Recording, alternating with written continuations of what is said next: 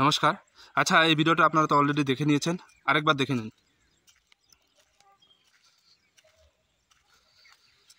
এই যে ভিডিওটা দেখলেন, বিএসএফ এর ড্রেস পরে, ইউনিফর্ম পরে এই যে রাস্তার মাঝখানে যে ড্যান্স করেছে, এটা একদমই ভুল করেছে। অলরেডি কিন্তু এর নামে সাইবার ক্রাইম হয়ে গেছে, আইনি কিন্তু কারবাই শুরু হয়ে গেছে। আমাদেরই একটা সেনাবাহিনীর জওয়ান, ওর নামে আইনি কারবাই কিন্তু করে দিয়েছে। তো এরপরে যে একটা ভিডিও বানিয়েছে সেটা আপনাদের যেখানে আমার পরনে পোশাক ছিল সেনা জওয়ানে। তো এই ভিডিওগুলো পোস্ট করার পরে মানুষের এত পরিমাণে সমালোচনার সম্মুখীন হতে হয়েছে আমার, যার কারণে আমি 24 ঘন্টার মধ্যে ভিডিওগুলো ডিলিট করে দিয়েছি। আমি জানি এটা আমার অত্যন্ত পরিমাণে একটা ভুল হয়েছে। তাদের সাথে আরো একটা কথা বলতে চাই, আমার বাবা 20 বছর ধরে দেশের সেবা করেছেন। আমার বাবাও প্রথমে বিএসএফ এর ড্রেস পরে ভিডিওটা বানিয়েছে। ভিডিওটা বানানোর পর ভুল কাজ তো করেছেই, তারপরে সরি বলছে যে এরকম ভুল আর হবে না। কেন সরি বলছে? কারণ এর নামে অনেক আইনি কারবাই হয়েছে, ওই জন্য ভয়ে সরি বলছে। আমি এটাই বলতে চাই, এই যে ড্রেস পরে, বিএসএফ জওয়ানের ড্রেস পরে, বর্দি পরে, ইউনিফর্ম পরে যে ভিডিওটা বানিয়েছে, এই সাহস কী করে হলো? এ বলছে যে আমার ভুল হয়ে গেছে, আমার বাবাও ভারতের সেনাবাহিনীতে ছিল, 20 বছর সার্ভিস করার পর রিটায়ার হয়ে এসছে, তো ভুল হয়ে গেছে, এরকম ভুল আর হবে না। তো ভুল স্বীকার করলে কিন্তু হবে না। আমি একটা কথাই বলবো, যারা এদের এই মহিলাটার বাড়ির আশেপাশে যারা আছে কোনো ফৌজি ভাই, তাদেরকে বলবো, দেখো ভাই, এর নামে আইনি কারবাই জারি রাখো, কারণ এরকম ভুল যাতে আমাদের ইন্ডিয়াতে আর কেউ না করে। একে দেখে এর যদি পানিশমেন্ট হয়, তাহলে একে দেখে আমাদের ইন্ডিয়াতে আর কেউ সাহস পাবে না ইউনিফর্ম পরে এরকম ভিডিও বানানোর জন্য। আর বলছে না যে আমার বাবা সেনাবাহিনীতে 20 বছর সার্ভিস করেছিল, দেশ সেবা করেছে। দেখো, কোনো দেশের জওয়ান কোনো মেয়েকে এইটা শিক্ষা দেবে না যে রাস্তার মাঝখানে ধেই ধেই করে নাচা। আপনার বাবা, আমি মানছি আপনার বাবা সেনাবাহিনীতে ছিল, কিন্তু আমার মনে হয় না আপনি সত্যি কথা বলছেন।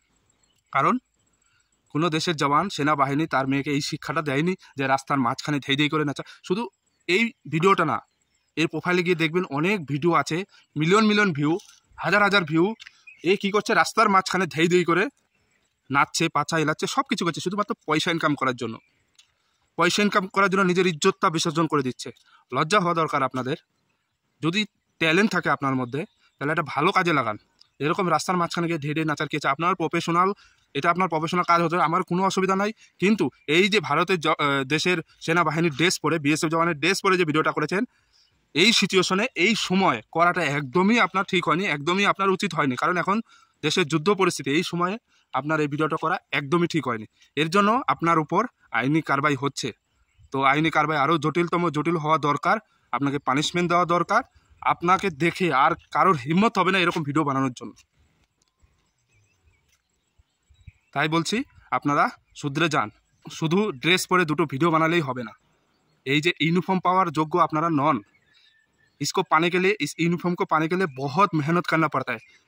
हमारा देश का जो लड़का लोग है ना, इसको पाने के लिए इतना मेहनत करना पड़ता है, आप नहीं सोच सकता है। क्योंकि हज़ार हज़ार लाखों लाखों लड़का का बीच से आपको सिलेक्टेड करेगा, तभी जाकर आपको यूनिफॉर्म नहीं मिलेगा। ऐसे नहीं मिलता है। इसके लिए आपको सपना होना चाहिए, आपका टारगेट होना चाहिए, बहुत पढ़ाई करना पड़ेगा, बॉडी फिट रहना पड़ेगा। उसके बाद 1 साल कठिन ट्रेनिंग करने के बाद ही आपको ये यूनिफॉर्म पहनने के लिए मौका मिलता है।